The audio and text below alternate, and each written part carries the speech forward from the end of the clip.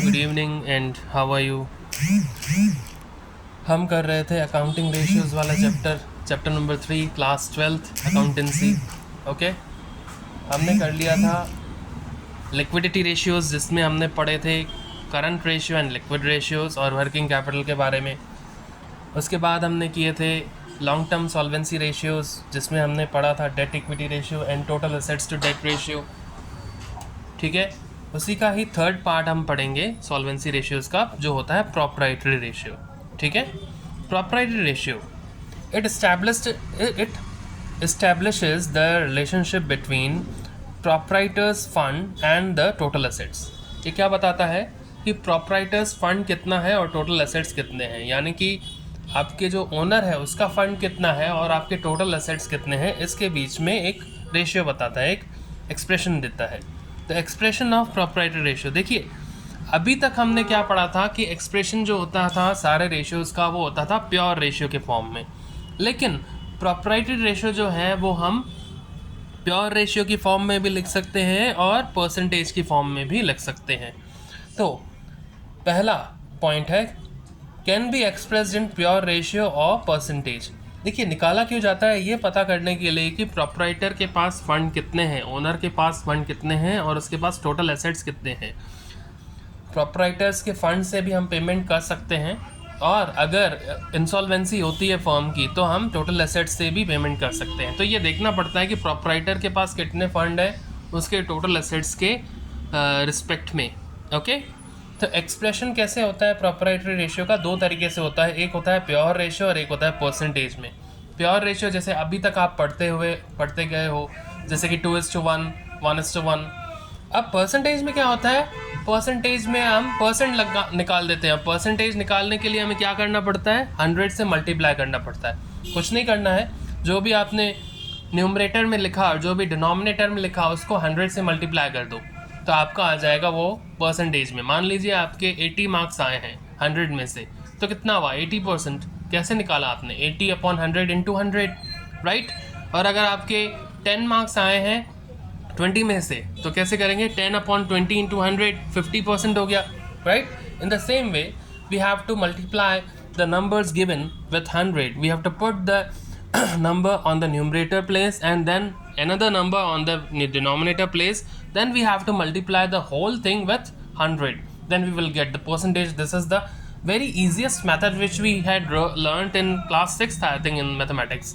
Okay, तो proprietors fund is same as shareholders fund or equity। तो proprietors fund क्या होता है, shareholders fund और equity। आपने अभी तक equity पढ़ा है, debt equity ratio में आपने equity पढ़ा, ठीक है। जो उसमें आपने इक्विटी कैलकुलेट की ना वही आपका प्रोप्राइटर्स फंड है और उसे ही शेयर होल्डर्स फंड भी कहते हैं, ठीक है, which we already read in debt equity ratio. देखिए ये रेड है, ये रीड नहीं है, ये रेड है। इंग्लिश में जब कोई चीज़ आप पास्ट टेंस में बताना चाहते हैं, मैं यहाँ पे कहना चाहता हूँ कि आप इसको पढ़ चुके हैं तो इसको लिखते तो रीड है READ, पर इसको जब हम पढ़ेंगे ना सेंटेंस को तो इसको बोलेंगे read, because this is the past tense, this is not present tense, this is past tense.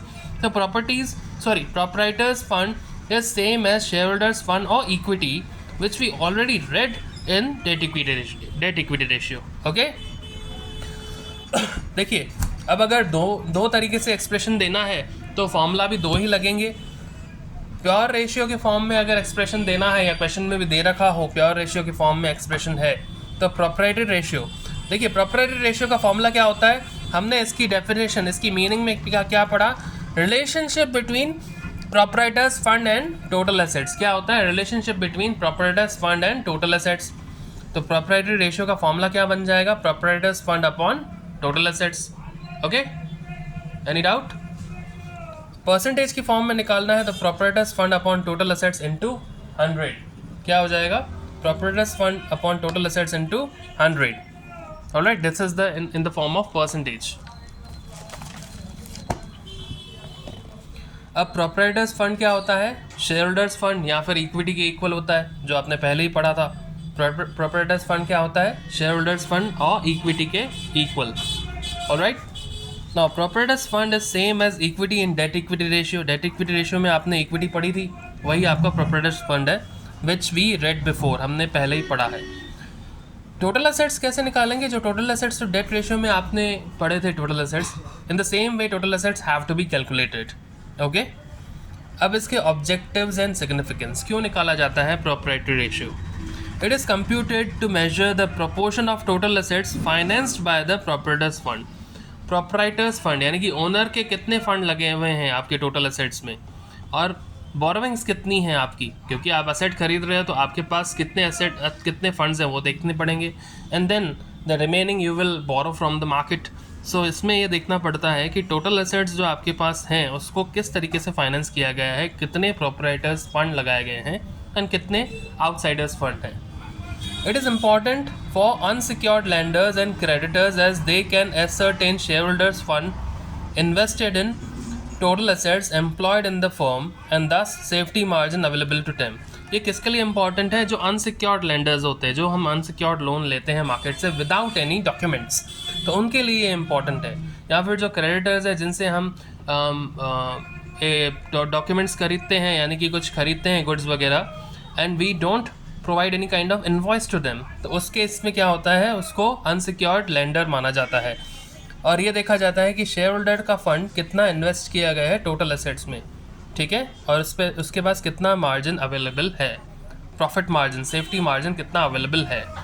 Ideal proprietary ratio आपके क्वेश्चन में, आपकी बुक में नहीं दे रखा है, बट इट इज़ 0.5:1।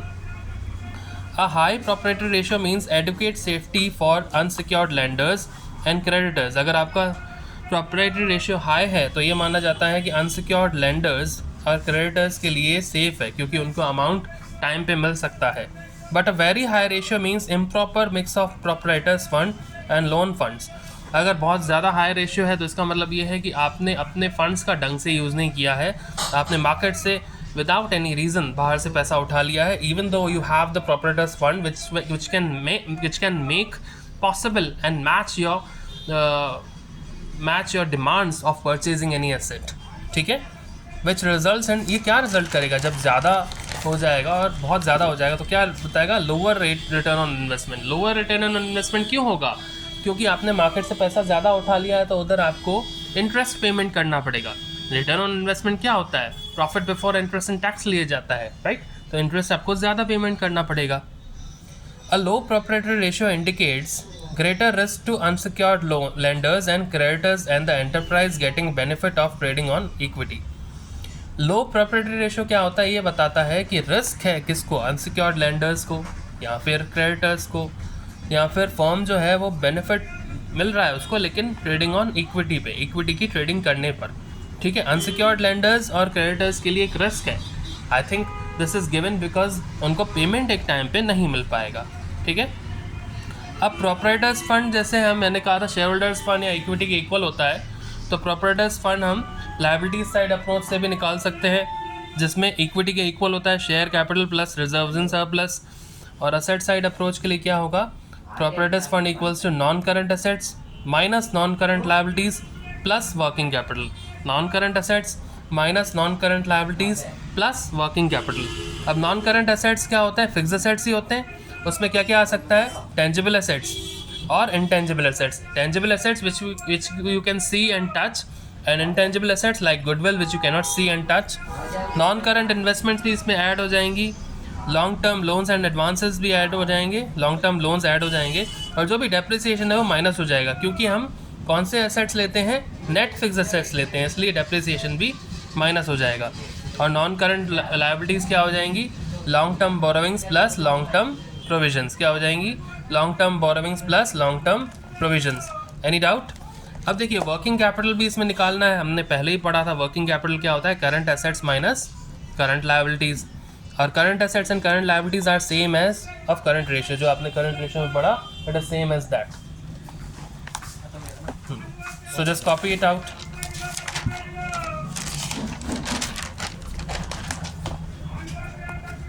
ठीक है, इसको देखिए एक बार कॉपी कर लीजिए प्रोप्राइटरी रेशियो को। इसका मतलब क्या होता है? It establishes the relationship between proprietors fund and total assets. Expression of proprietary ratio, it can be expressed in two forms, either in pure ratio or in percentage form. Proprietors fund is same as shareholders fund or equity, which are already read in date equity ratio में पहले ही आपने ये पढ़ लिया था। Formula देखिए, pure ratio के form में निकालना है तो प्रॉपर्टी रेशियो हो जाएगा properties fund upon total sets, और परसेंटेज की फॉर्म में निकालना है तो properties fund upon total sets into 100। देखिए इसको कभी कभी हम रेशियो की फॉर्म में भी शो कर सकते हैं, और मोस्टली इसको शो किया जाता है, हर बार इसको शो किया जाता है परसेंटेज की फॉर्म में। ऑलराइट, तो इसलिए ये फॉर्मूला ज़्यादा लगता है, इस बात का ध्यान रखना। आप कोई भी लगा सकते हो, देयर इज़ नो इश्यू, पर ये फॉर्मूला ज़्यादा लगता है, ठीक है। जहाँ प्रॉपर्टीज फंड क्या होता है, शेयर होल्डर्स फंड या इक्विटी के इक्वल, ठीक है। अब इक्विटी क्या होती है, properties fund is same as equity in debt equity ratio. Equity आपने निकाली थी डेट इक्विटी रेशियो में, उसी को ही प्रॉपर्टीज फंड ही कहते हैं। तो आपको इसको बार बार पढ़ने की ज़रूरत नहीं है, इक्विटी ध्यान रखो या शेयर होल्डर्स फंड ध्यान रखो, वही आपका प्रॉपर्टीज फंड है। देखिए सारे के सारे फॉर्मूलाज लगभग एक दूसरे को कॉम्प्लीमेंट कर रहे हैं, ठीक है, एक दूसरे को कॉम्प्लीमेंट कर रहे हैं। आपको बार बार हर एक चीज़ पढ़ने की ज़रूरत नहीं पड़ती है इसमें। अब टोटल असेट्स क्या होते हैं, जो आपने टोटल असेट्स और डेट रेशियो में पहले पढ़ लिए। अब इसका ऑब्जेक्टिव एंड सिग्निफिकेंस क्यों मेजर किया जाता है, ये देखा जाता है कि टोटल असेट्स खरीदते वक्त कितना पैसा प्रॉपर्टीज फंड का लगा हुआ है। इट इज़ इम्पॉर्टेंट, ये अनसिक्योर्ड लेंडर्स के लिए इम्पॉर्टेंट है, क्योंकि उससे ये पता कर सकते हैं कि प्रॉपर्टीज फंड जितना इन्वेस्ट किया गया या शेयर होल्डर्स फंड जितना इन्वेस्ट किया गया है टोटल असेट्स में फर्म के द्वारा, उसमें क्या हमारे लिए सेफ्टी मार्जिन अवेलेबल है या नहीं। आइडियल प्रॉपर्टी रेशियो आपके बुक में नहीं दे रखा है, सिलेबस में भी नहीं है, फिर भी मैं आपको एक बार बता देता हूँ। It is 0.5:1। High property ratio का मतलब है कि आपके पास एडिक्वेट सेफ्टी है अनसिक्योर्ड लेंडर्स के पास, इसका मतलब आपके पास पैसा अच्छा खासा है पेमेंट करने के लिए। लेकिन बहुत ही ज़्यादा हाई रेशियो, इसका मतलब ये है कि प्रॉपर्टीज फंड को अच्छी तरीके से यूज़ नहीं किया गया है। एक जो मिक्स बनाया गया है लॉन्ग टर्म बोरोविंग्स का, जो बाहर से बोरो करते हैं, उसमें प्रॉपर्टीज फंड का जो पैसा है दोनों को मिलाकर देखा जाए तो आपने अननेसेसरीली बाहर का पैसा लिए रखा है, इसका मतलब ये भी होता है। ओके, ये क्या रिजल्ट करेगा, रिटर्न ऑन इन्वेस्टमेंट कम मिलेगा, क्योंकि रिटर्न ऑन इन्वेस्टमेंट कैसे निकालते हैं, profit before interest and tax लिया जाता है, उसमें इंटरेस्ट ज़्यादा जाएगा ना। अगर आपके पास बोरोविंग ज़्यादा है, बाहर का पैसा आपने ज़्यादा ले रखा है, तो आप इंटरेस्ट ज़्यादा देंगे, राइट। तो इन द सेम वे आपको रिटर्न ऑन इन्वेस्टमेंट बहुत कम मिलेगा। अब लो प्रॉपर्टी रेशियो क्या दिखाता है कि अनसिक्योर्ड लेंडर्स के लिए एक रिस्क है कि वो पेमेंट एक टाइम पे उनको नहीं मिल पाएगा। इसके फॉर्मूला देखते हैं, लायबिलिटी साइड अप्रोच देखिए। लायबिलिटी साइड अप्रोच में प्रॉपर्टीज फंड कैसे निकालेंगे, इक्विटी के इक्वल ही होता है, इक्विटी के इक्वल ही होता है। इक्विटी क्या होती है, share capital plus reserves and surplus, यहाँ पर शेयर होल्डर्स फंड के इक्वल होता है, वो क्या होता है, share capital plus reserves and surplus. Okay, and then non current assets कैसे निकलते हैं, यानी कि फिक्स एसेट्स कैसे निकलते हैं, जो भी टेंजिबल एसेट्स हैं, जो भी इंटेंजिबल एसेट्स हैं, जो भी नॉन करंट इन्वेस्टमेंट्स हैं और long term loans and advances हैं, उनको ऐड कर दो। और क्योंकि ये नेट फिक्स एसेट्स चाहिए होते हैं हमें, उसमें से डेप्रिसिएशन माइनस कर दो, तो ये नेट फिक्स एसेट्स आपके पास आ जाएंगे, जिनको नॉन करंट एसेट्स भी कहते हैं। नॉन करंट लायबिलिटीज़ कैसे आएंगी, लॉन्ग टर्म बोरोविंग्स और लॉन्ग टर्म प्रोविजंस को ऐड करके आ जाएंगी। Okay, any doubt. अब हम आगे बढ़ते हैं। Working capital current assets minus current liabilities होते हैं, और करंट एसेट्स और करंट लायबिलिटीज़ आपने करंट रेशियो में पहले ही पढ़ रखा है। अब हम आते हैं इलस्ट्रेशन नंबर 59 पे। Illustration number 59, from the following information calculate proprietary ratio. Proprietary ratio आपको निकालना है। आपके पास शेयर कैपिटल गिवन है, नॉन करंट एसेट्स गिवन है, रिजर्व्स एंड सरप्लस गिवन है, और करंट एसेट्स गिवन है। तो प्रॉपर्टी रेशियो का फॉर्मूला क्या होता है, properties fund upon total assets into 100, ये होता है प्रॉपर्टी रेशियो का फॉर्मूला होता है, properties fund upon total assets into 100। अब देखिए प्रॉपर्टीज फंड क्या होता है, इक्विटी के इक्वल होता है या फिर शेयर होल्डर्स फंड के इक्वल होता है। उसमें क्या क्या आता है, शेयर कैपिटल और रिजर्व्स एंड सरप्लस। तो प्रॉपर्टीज फंड कैसे आ जाएगा, शेयर कैपिटल और रिजर्व्स एंड सरप्लस को ऐड करके। तो यहाँ पे मैंने लिख दिया properties fund equals to share capital plus reserves and surplus. Alright, properties fund equals to values put कर देंगे। शेयर कैपिटल है 5 लाख रुपए और रिजर्व्स एंड सरप्लस है 3 लाख रुपए, तो प्रॉपर्टीज फंड आ जाएगा 8 लाख रुपीज़, 8 लाख रुपए। ठीक है, अब हमें टोटल एसेट्स भी चाहिए। टोटल एसेट्स कैसे आएंगे, यहाँ पे आपके पास नॉन करंट एसेट्स दे रखे हैं और करंट एसेट्स दे रखे हैं, इन दोनों को ऐड कर दो बस। डेप्रिसिएशन दे ही नहीं रखा, नॉन करंट एसेट्स दे रखे हैं और करंट एसेट्स दे रखे हैं, तो इन दोनों को ऐड कर दो। तो आपका आ जाएगा total assets equals to non current assets plus current assets. So total assets equals to non current assets है 22 लाख रुपए के और करंट एसेट्स है 10 लाख रुपए के, तो टोटल एसेट्स आ जाएंगे 32 लाख 32 लाख रुपीज़ के। प्रॉपर्टी रेशियो निकालेंगे, 8 लाख का प्रॉपर्टीज फंड और 32 लाख का टोटल एसेट्स इंटू 100। 8/32 होता है 1/4, 1/4 इंटू 100 25%। प्रॉपर्टी रेशियो आ गया 25%। ओके, एक बार फिर से देख लेते हैं। इलस्ट्रेशन नंबर 59, आपको निकालना है प्रॉपर्टी रेशियो, जिसका फॉर्मूला होता है properties fund upon total assets into 100। तो प्रॉपर्टीज फंड यहाँ पे कैसे आएगा, शेयर होल्डर्स फंड के इक्वली होता है या फिर इक्विटी के इक्वली होता है। तो शेयर होल्डर्स फंड में क्या आता है, शेयर कैपिटल और रिजर्व्स एंड सरप्लस। आपको शेयर कैपिटल भी दे रखा है, आपको रिजर्व्स एंड सरप्लस भी दे रखा है, इन दोनों को ऐड कर दोगे तो आपके पास आ जाएगा प्रॉपर्टीज फंड। ओके, तो प्रॉपर्टीज फंड आपके पास जाएगा 5 lakh plus 3 lakh 8 lakh rupees.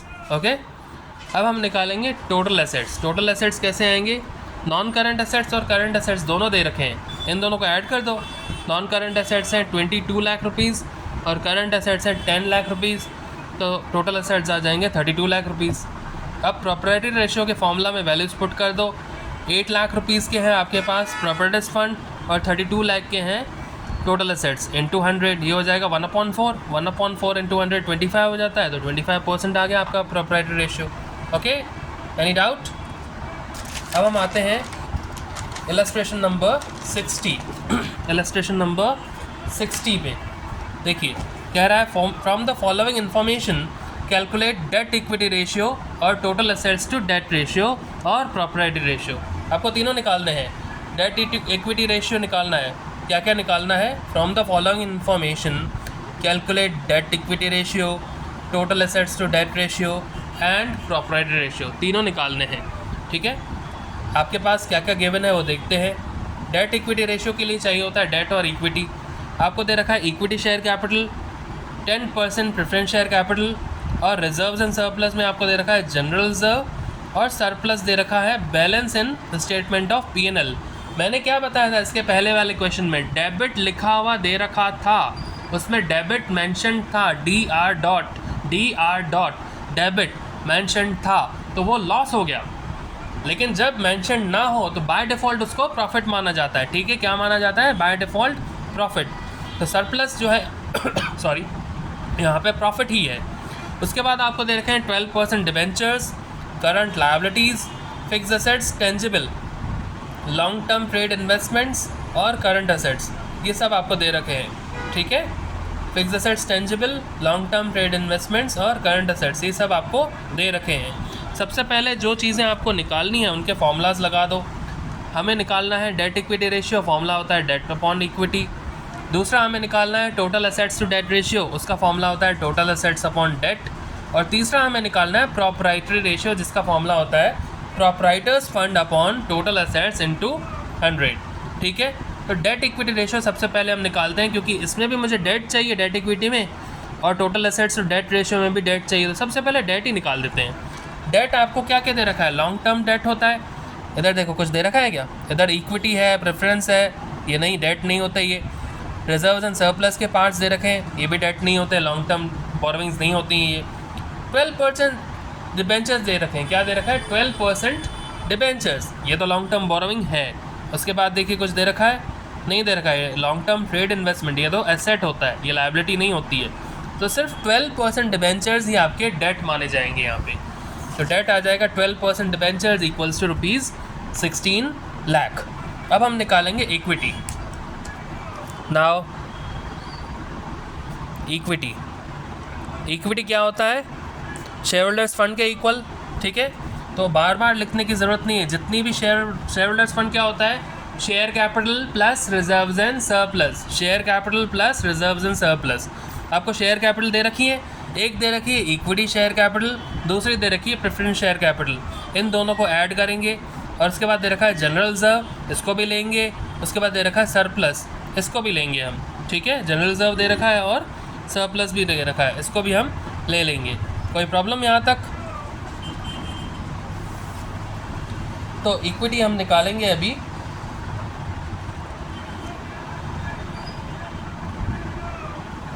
Equity आ जाएगा आपका शेयर कैपिटल, यानी कि यहाँ पे दे रखा है इक्विटी शेयर कैपिटल, जो नाम दे रखे हैं वो लिखते जाओ, इक्विटी शेयर कैपिटल। उसके बाद दे रखा है आपको प्लस 10% प्रेफरेंस शेयर कैपिटल,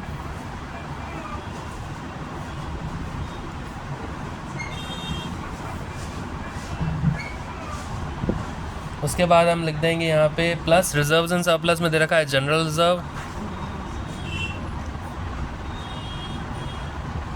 और प्लस आपको दे रखा है सरप्लस। ठीक है, इक्विटी निकाल देंगे। इक्विटी शेयर कैपिटल दे रखा है 2 lakh rupees, plus preference share capital दे रखा है 3 lakh rupees, plus general reserve दे रखा है आपको 2,50,000, and plus surplus is given 1,50,000. Okay, 2 lakh rupees equity share capital, preference share capital is 3 lakh rupees, general reserve is 2,50,000 and surplus is 1,50,000. तो equity आपका आ जाएगा इन सबको टोटल करके 2 lakh, 3 lakh, 5 lakh, 5 lakh and 4 lakh, 9 lakh rupees. Okay, ये तो आ गया लायबिलिटी साइड अप्रोच से। अगर एसेट साइड अप्रोच भी निकालें तो उससे भी यही आएगा। ठीक है, एसेट साइड अप्रोच में क्या क्या ले सकते हैं आप, देखिए फिक्स एसेट्स ले लीजिए जो टेंजिबल है, उसमें लॉन्ग टर्म ट्रेड इन्वेस्टमेंट्स ले लीजिए, यानी कि नॉन करंट एसेट्स लेने हैं। क्या होता है non current assets minus non current liabilities plus working capital. तो नॉन करंट एसेट्स आ जाएंगे आपके पास फिक्स एसेट्स और लॉन्ग टर्म ट्रेड इन्वेस्टमेंट्स, तो हो जाएगा 21 और 2 23 लाख हो जाएंगे ये नॉन करंट एसेट्स। इसमें से नॉन करंट लायबिलिटीज़ माइनस कर दीजिए। नॉन करंट लायबिलिटीज़ यानी कि सॉरी लॉन्ग टर्म बोरोविंग्स हो जाएंगी जो 16 लाख हो जाएंगी। तो 21 और 2 23 माइनस 16 इज़ 7। उसमें वर्किंग कैपिटल ऐड करना है। वर्किंग कैपिटल क्या होता है, current assets minus current liabilities. तो वर्किंग कैपिटल कैसे निकलेगा, करंट एसेट्स गिवन है 8,80,000 और करंट लायबिलिटीज़ की जगह आपको क्या दे रखा है, करंट लायबिलिटीज़ की जगह आपको दे रखा है ये करंट लायबिलिटीज़ की गिवन है डायरेक्टली 880 माइनस 680 2 लाख। यहाँ तक आया था 7 लाख, 7 लाख प्लस 2 लाख 9 लाख। इससे भी आप निकाल सकते हैं इक्विटी। ठीक है, यहाँ से निकालना ज़्यादा इजी था इसलिए हमने निकाला, बट इन केस नहीं दे रखा हो तो आप क्या करेंगे, fix assets plus long term trade investments और माइनस कर देंगे इसमें से आप नॉन करंट लायबिलिटीज़ जो है डिबेंचर्स, और प्लस कर देंगे वर्किंग कैपिटल, यानी कि plus current assets minus current liabilities. तो आपका जाएगा फिर से 9 लाख रुपीज़ इक्विटी। ओके, तो इक्विटी आ गया 9 लाख रुपीज़। इसके बाद आप निकाल दीजिए टोटल एसेट्स। टोटल एसेट्स, क्योंकि टोटल एसेट्स तो डेट रेशियो भी निकालना है तो टोटल एसेट्स निकाल देंगे। टोटल एसेट्स हमारे यहाँ पे हो जाएंगे, देखिए एसेट्स जो भी दे रखे हैं उसको हम टोटल कर दें तो आपके पास आ जाएंगे टोटल एसेट्स। सबसे पहले यहाँ पे आपको दे रखे हैं फिक्स एसेट्स, तो लिख दो फिक्स एसेट्स टेंजिबल, ऐसे दे रखा है आपको फिक्स एसेट्स टेंजिबल। उसमें प्लस कर देंगे हम long term trade investments, long term trade investments, ये प्लस हो जाएगा। उसके बाद आपको दे रखा है करंट एसेट्स, ये भी हम प्लस कर देंगे करंट एसेट्स, तो आ जाएगा आपके पास total assets. So total assets values put कर देंगे। फिक्स एसेट्स की वैल्यू है हमारे पास 21 lakh, 21 lakh plus long term trade investments की वैल्यू दे रखी है 2 lakh rupees. Okay, plus current assets दे रखे हैं 8,80,000 के। तो टोटल एसेट्स आपके पास आ जाएंगे 21 lakh plus 2 lakh 23 lakh, 23 plus 8, 23 plus 8 is 31, 31,80,000, 31,80,000 rupees आ जाएगा आपका टोटल एसेट्स। ओके, अब आपको निकालना है प्रोपराइटर्स फंड भी निकालना है, प्रोपराइटरी रेशियो के लिए प्रोपराइटर्स फंड भी निकालना है, डेट इक्विटी रेशियो के लिए डेट और इक्विटी निकाल दिया, total assets to debt ratio के लिए टोटल एसेट्स निकाल दिए, डेट पहले ही निकाल दिया था, प्रोप्राइटर्स रेशियो के लिए चाहिए प्रोप्राइटर्स फंड। तो प्रोप्राइटर्स फंड क्या होता है, इक्विटी के इक्वल ही होता है, राइट। देखिए नाउ प्रोप्राइटर्स फंड निकालना है मुझे। प्रोप्राइटर्स फंड होता है इक्विटी के इक्वल ही होता है, जो मैंने पहले ही निकाल दी थी 9 लाख रुपीस। ओके, अब सबके फॉर्मूलाज में हम वैल्यूज़ पुट कर देंगे। पहला हमें निकालना था debt equity ratio. Now date equity ratio, debt equity ratio, ठीक है। डेट हमने निकाला था इसमें 16 लाख रुपीस और इक्विटी हमने निकाली थी 9 लाख रुपीस, ठीक है। तो डेट इक्विटी रेशियो आ जाएगा 16/9, ठीक है। तो ये जाएगा 9 1 ज़ा 9, बचेगा आपका 7, पॉइंट लगा देंगे। 9 1 ज़ा 9, बचेगा 7, 9 7 ज़ा 63, फिर बचेगा आपका 7, फिर 9 7 ज़ा 63, 9 7 ज़ा 63, ऐसे 7 7 चलता जाएगा। तो 1.78:1 कर दो, 1.777 चलता जाएगा, इसको 1.78:1 कर देंगे, आ जाएगा आपका डेट इक्विटी रेशियो, ठीक है। ये पहला आ गया। इसके बाद आपको निकालना है total assets to debt ratio. Now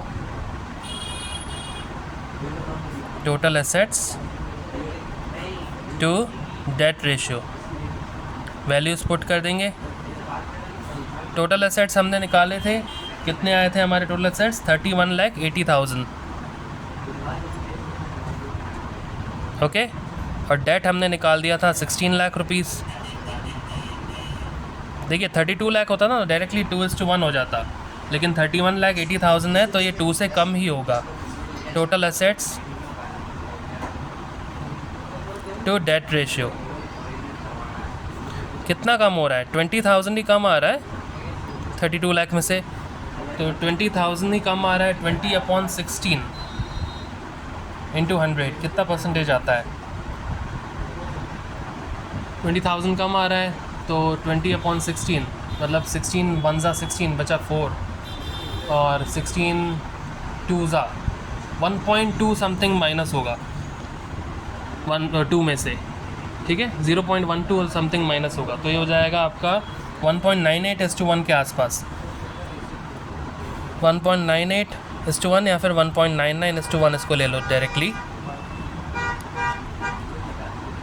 वैसे भी देखें तो हम 16 1 टाइम्स 16,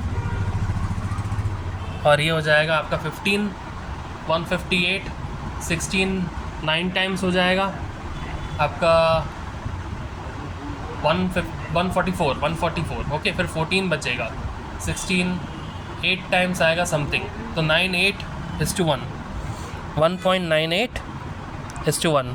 बुक में 1.99 है, हम 1.98 ले लेते हैं, ठीक है, एक ही बात है, देयर इज़ नो डिफरेंस। अब हमें निकालना है proprietary ratio. Now proprietary ratio, proprietary ratio होता है proprietors fund upon total assets into 100। Proprietors fund क्या होता है, इक्विटी के इक्वल ही होता है, हमने निकाल दिया था। प्रोप्राइटर्स फंड होता है इक्विटी के इक्वल, तो 9 lakh rupees upon total assets हमारे आए थे 31,80,000 रुपीज़ इंटू 100, ओके। तो प्रोप्राइटरी रेशियो आ जाएगा आपका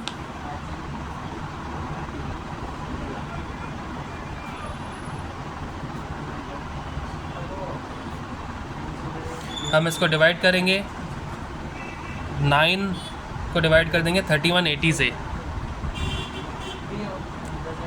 इसको आप कर दो 90,000, इधर 2 0 कैंसिल हो जाएंगे, 1 0 इसका कैंसिल हो जाएगा, 90,000 अपॉन 318, 2 0 इसके कैंसिल, 2 0 इसके कैंसिल, 9,000 अपॉन 318, ओके। सो 9,000 अपॉन 318 इंटू 2 अगर मैं करूं तो कितना आएगा, लगभग 336, उसमें 318 एक और बार ऐड कर दूं तो 3 टाइम्स आ जाएगा, 336 प्लस 318 954, यानी कि 900 से ज़्यादा आ रहा है, तो 2 टाइम्स लेना पड़ेगा मुझे, 2 टाइम्स, ठीक है। अब मैंने क्या किया, 318 इंटू 2 किया था 636, उसमें से 900 माइनस कर देंगे तो आ जाएगा 264, तो उसको कर देंगे 2640, ठीक है। 318 इंटू 7 करके देखते हैं, जो आता है 2226 आई थिंक। 318 इंटू 7, 7 3 21, 2100, 7 10 70, 2170 एंड 7 8 56, तो ये हो जाएगा 56 ऐड हो जाएगा 2226 आ जाएगा। लेकिन हमारे पास आ रहा था 2154, तो 2226 को 2154 में से माइनस कर देंगे, आ जाएगा लगभग 72। आपने कितने टाइम्स लिए यहाँ पे, 7 टाइम्स लिया, 318 इंटू 7 लिया, ठीक है। और उसके बाद आपका यहाँ पे लग जाएगा डेसिमल,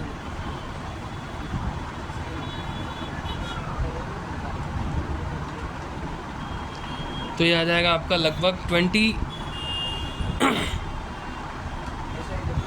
आ जाएगा, सॉरी 27 नहीं 28 आ जाएगा, 28.03% के आसपास आ जाएगा, तो ये आपका आंसर आ जाएगा 28%।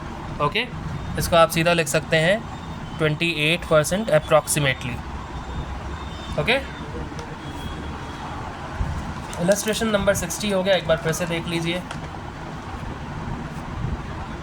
आपको 3 चीज़ें निकालनी है, debt equity ratio, debt upon equity, total assets to debt ratio, total assets upon debt, और property ratio, properties fund upon total assets into 100। इसके फॉर्मूलेज लगा दिए। डेट हमें दे रखा है यहाँ पे डिबेंचर्स 12% डिबेंचर्स, तो डेट आ जाएगा 16 लाख। इक्विटी क्या होता है, equity share capital plus preference share capital plus general reserve plus surplus, जो भी आपको शेयर होल्डर्स फंड में दे रखा हो। शेयर होल्डर्स फंड में होता है जितनी भी कैपिटल है उसमें आप जनरल रिजर्व ऐड कर दो और रिजर्व एंड सरप्लस है वो ऐड कर दो, तो आपका आ जाता है इक्विटी। इक्विटी शेयर कैपिटल है 2 लाख, प्रेफरेंस शेयर कैपिटल है 3 लाख, जनरल रिजर्व है 2,50,000 और सरप्लस है 1,50,000, तो इक्विटी आ जाएगा 9 लाख रुपीज़। ओके, ये हो गया आपका डेट इक्विटी के लिए, डेट और इक्विटी। अब आपको निकालना है total assets to debt ratio, जिसके लिए डेट तो आप पहले ही निकाल चुके हैं, टोटल एसेट्स निकाल दीजिए। Total assets equals to fix assets जो टेंजिबल दे रखे हैं, plus long term trade investments और प्लस करंट एसेट्स कर देंगे, तो टोटल एसेट्स में वैल्यूज पुट कर देंगे हम सबके, टोटल एसेट्स आ जाएंगे 31,80,000। ओके, अब हमें प्रॉपर्टी रेशियो भी निकालना है, जिसके लिए हमें प्रॉपर्टर्स फंड भी चाहिए, तो प्रॉपर्टर्स फंड होता है इक्विटी इक्वल, जो हो जाएगा 9 लाख।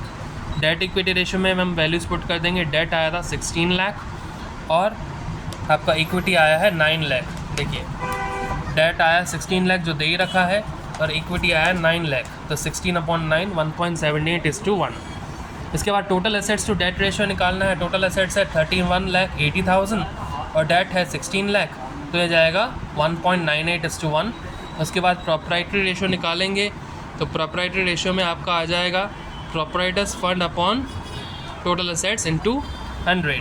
तो प्रॉपर्टर्स फंड आप प्रॉपर्टर्स फंड इक्विटी इक्वल ही होता है 9 लाख रुपीज़, यहाँ पे ले लेंगे 9 लाख अपॉन टोटल एसेट्स दे रखे हैं 31,80,000 इंटू 100, तो अप्रॉक्सीमेटली 30% आना चाहिए, आई थिंक सो।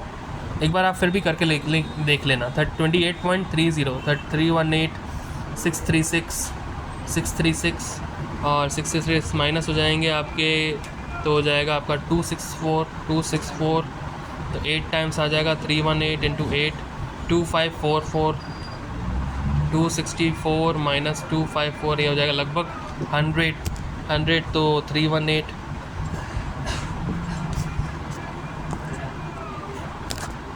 तो 318 इंटू 3 राइट 1000 हो जाएगा। 318 इंटू 3 954, 28.30% आएगा ये, ठीक है, 28.30%, जिसे हम 28% भी कह सकते हैं। ये आपका प्रोप्राइटरी रेशियो भी आ गया। All right, now we will do the next illustrations from illustration number 61 tomorrow, and we will try to cover a new topic which is interest coverage ratio by tomorrow. Goodbye, take care. सारे illustrations को एक बार हम solve कर लीजिएगा और कोई problem हो तो मुझसे पूछ सकते हैं। Good bye.